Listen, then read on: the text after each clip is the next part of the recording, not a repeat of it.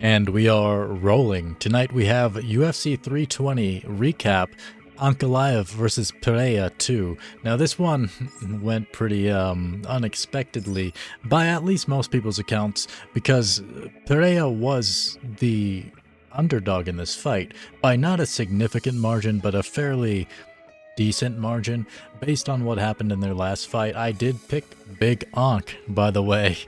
Man, and I certainly appreciate what Alex did right out there in that octagon. I surely do. I promise you that. I appreciate a man like that going out there. Like the last fight he had with Ankalaev, nothing like that, man. Nothing freaking like that. And then you do it this time when everybody's not picking you, dog? Suspicious. It's not. But we moved down the card. So I went 9-4 tonight, which is, man, freaking Ankalaev.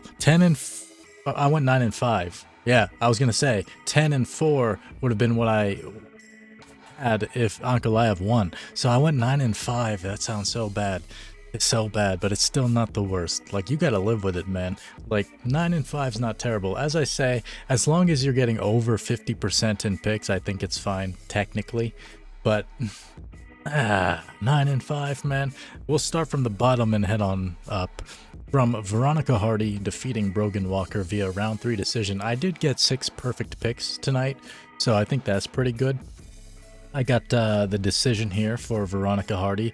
This fight went how we expected it to go. She was the heavy favorite, Veronica, and she showed why she was the heavy favorite. Brogan Walker got double head kicked, bro.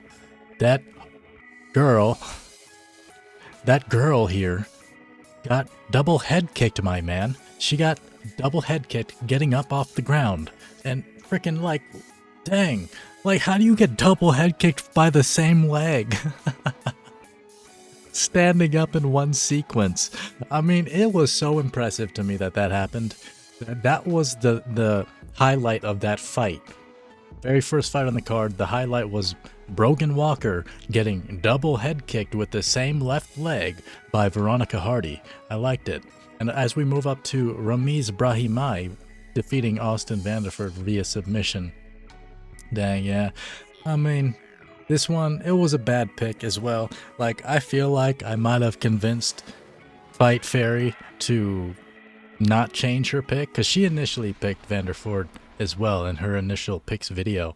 And during her vibe pick video, she was really leaning heavily toward Ramiz. And I usually don't like to convince people of nothing like that, man. But I just decided, like, Austin's the man. Like, he's the man that's gonna do it. Especially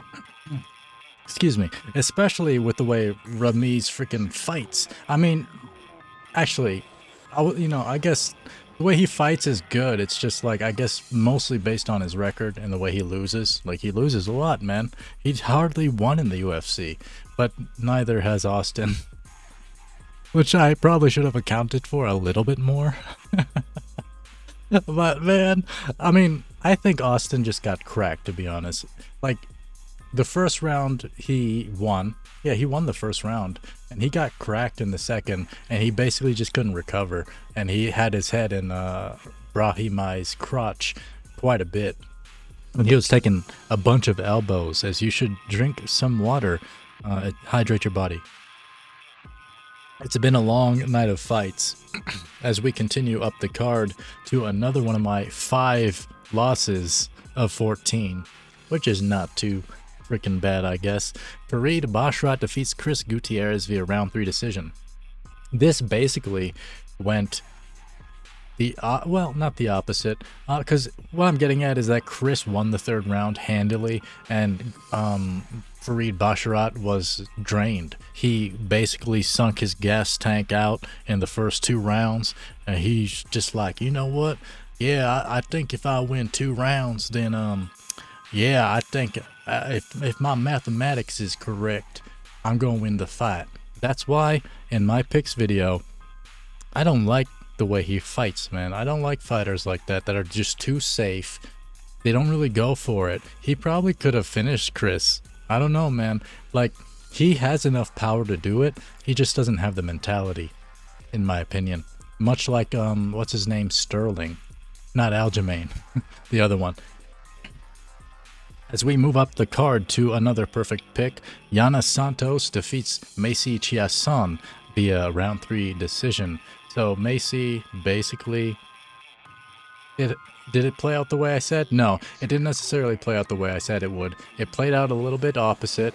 I said that Macy rather would win the first round probably, and Yana's veteranship would win her the second 2. It actually went the other way. Yana won the first 2, and then the third was kind of tied, but Macy definitely took that round based on what she did. So she took the third round, and I was surprised at her durability, and I respect that because she was getting beat the heck up, man, by Yana. Yana's a tank. She was tanking that woman. It was nice. It was a good fight. I highly recommend watching that one. As we move up the card to Puna Soriano, defeating Nikolay Veretennikov in round 3 decision. Yeah, it kind of went how we thought, right? Decision, how I thought it would go. Surely, freaking, we can see it right there. Yeah, I surely thought it would go with decision, and it certainly did. He just basically, Punahele out-wrestled Nikolay the entire time. Ground and pound every now and then. He was fairly active. There are a lot of like little pitter-patter strikes thrown, and overall it was a pretty good fight, in my opinion. And I certainly don't mind a fight like that. It wasn't that bad. It was a lot of wrestling and stuff, but not in like a super boring way, you know. As we move up the card to Edmen Shahbazyan defeating Andre Muniz via KO in round 1. I thought that Shahbazyan was gonna get a decision just based on the fact that Edmen is not really, like, he's not out for blood, and you might disagree based on how he finished Andre in that fight in round 1, right at the end. But, yeah, I mean, you know, I'll be a little bit more lax with him with saying he doesn't have as much killer mentality as the other fighters. But, you know, I still kind of believe that because we've seen it in the past fights he's had. Sometimes the boy just don't want to fight. He just wants to be protecting himself and some such, and also he wants to not attack his opponents when they're hurt. But this fight wasn't the case, so he's probably learning, right? So it doesn't mean that just because his past fights he's did that thing doesn't mean he's always going to be doing that thing, you know? You understand? I think you understand. Next up, we move to this one. Jakub Viklach defeats Patchy Mix via round 3 decision. I actually disagree with this decision, not just because Patchy's my pick. I don't really, like, I don't think I have that kind of bias. Like, I don't care, man. I don't care about this guy. I don't care about the pick, really. I don't give a shit. I mean, yeah, do I want to get good picks? Sure. But, like, I think Patchy beat him in the second and third round. He out-wrestled him. He out-grappled him. He out-struck him in both freaking rounds. Like, what else do you have to do to win a freaking fight? Even though, like, I understand people probably don't care about it because, like, bro, like, Patchy sucks, man. Like, dang, I picked him twice, man. You lost twice. I just said I don't care. I don't. I'm being emotional for entertainment purposes. This is just my personality. I actually don't really care that much. As we move up the card to Daniel Santos defeating Ju Sang Yu via KO TKO at the end of round 2. I had it for like via decision, although I did, when we were doing the picks video, and the video's up there, I had it on KO TKO as we were discussing him being a newbie. He's a freaking newbie. Y'all freaking tripping, man. He's a newbie. He's untested. This guy was tested, and he freaking tested him. And he tried to showboat and everything because he was missing some of his freaking crazy spins. Like, those spins alone, how fast he was going, I think deserve respect, even if he was missing them. But he didn't miss them all. And he got you, boy. I don't know if he finished him with a spin, but he got him. He got him via KO. That was a good one. Good fight. Highly recommend watching that one. As we move up the card to Ateba Gautier defeating Tre'ston Vines via KO. Oh, I usually don't feel bad for fighters, man, because it's like, that's the life. That's the life you live. It's the life you chose. Like, do I have a little bit of empathy? Of course. Like, I'm a human being.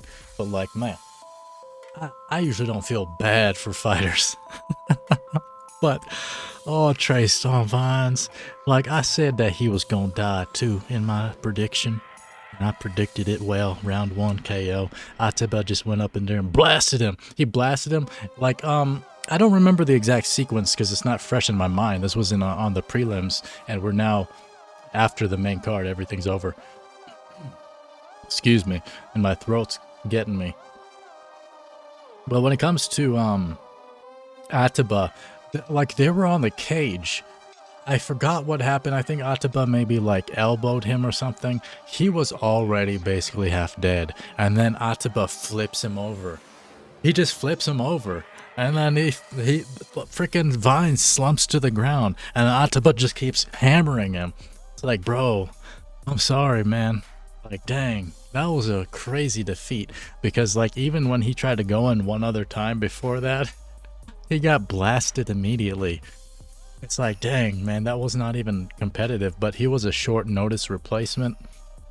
What can you do, man? Like, he's not a UFC fighter. Not really. You know?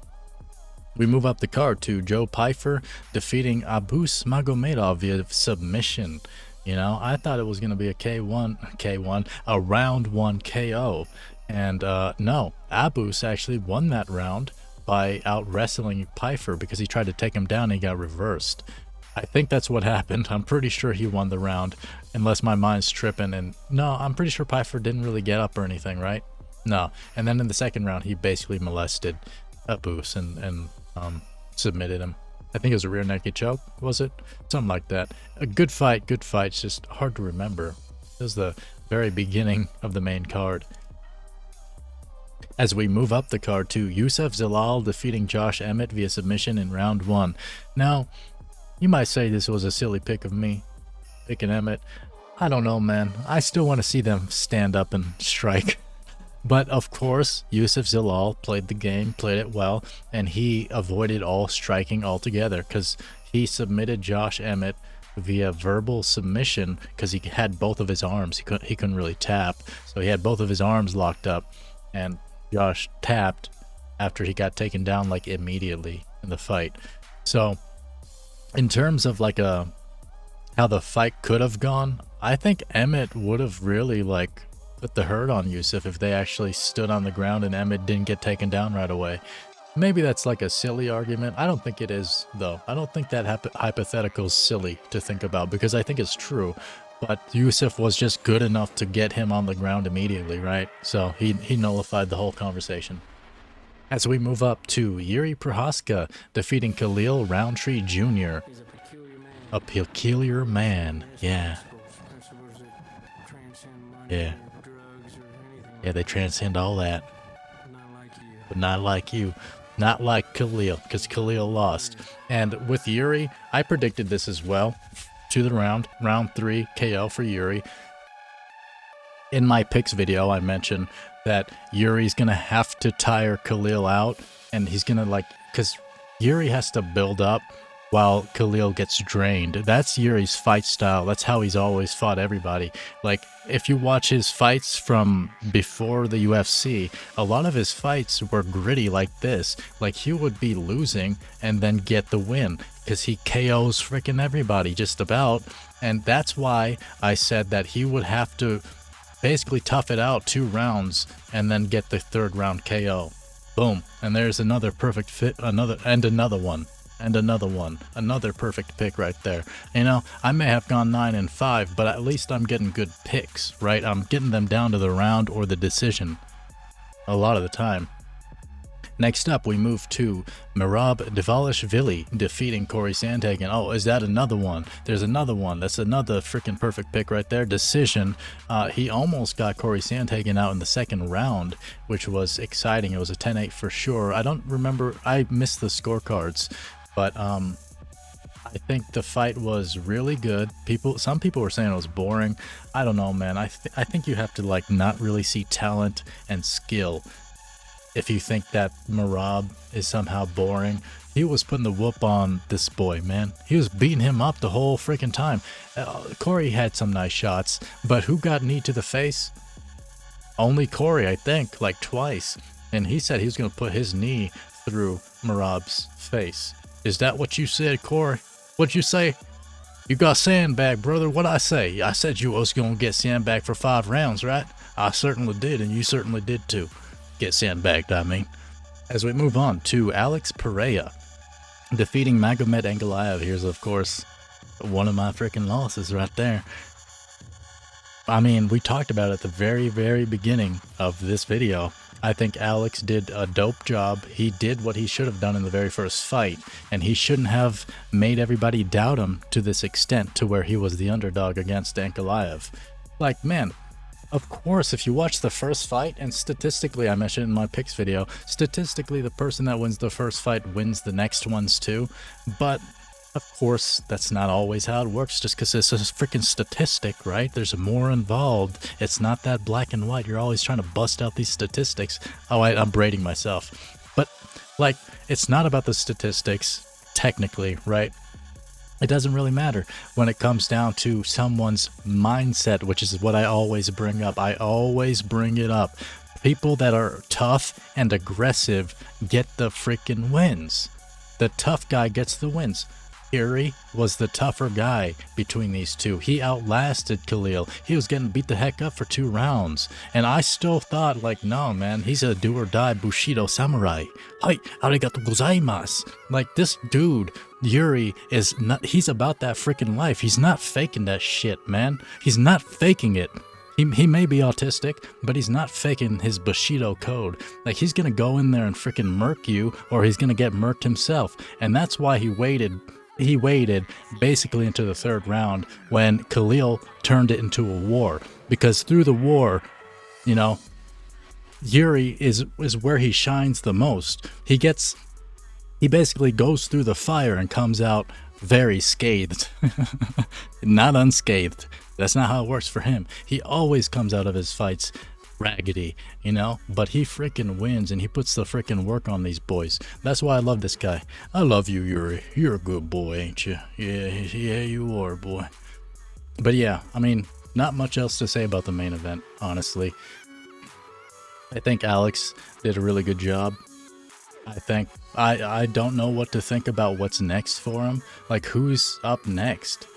I don't know, but I guess up next I am doing Dana White's rankings tier list for the light heavyweight division, and maybe we'll talk about it a little bit more in that video. Thank you for joining in this one. I've been Coin. That has been my VPN. I don't know if it's been popping up on the other side of the screen. I haven't been looking. www.coin.me. That's Coin's most excellent VPN. You can also get a private access, or, you know, be as private as you can be, just using an email address and a crypto wallet. Boom. And you get some dope VPN for very, very cheap. Yeah, UFC 320. This has been the recap. Let me know what you think, what your picks were. I went 9-5. Not great, but I think, you know, it's decent. Like, I think 9-5 is decent. It's fine.